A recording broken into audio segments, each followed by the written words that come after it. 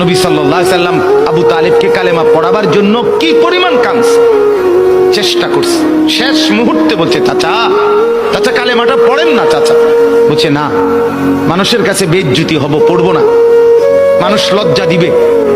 আল্লাহ নবী সাল্লাল্লাহু আলাইহি সাল্লাম বলছে, কানে কানে বলেন, আমি কাউকে শোনাবো না, আমি শুধু হাসরের মাঠে বলবো, মৃত্যু পর্যন্ত চাচা ওয়াদা দিলাম জগৎবাসীকে শোনাবো না আপনি ঈমান আনছিলেন, কানে কানে কন।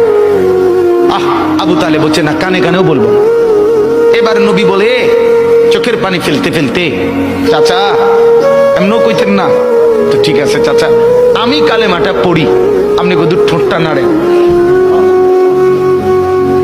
আপনি শুধু ঠোঁটটা নাড়বেন, আমি হাসরের দিন বলবো মাওলা আমার চাচা কালেমা পড়ছিল এজন্য ঠোঁট নাড়ছে, এর সুযোগ দেন।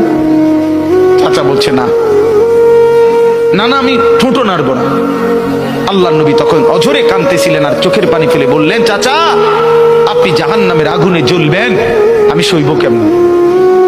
আবু তালেব নাফরমান তখন কি বলছে জানেন?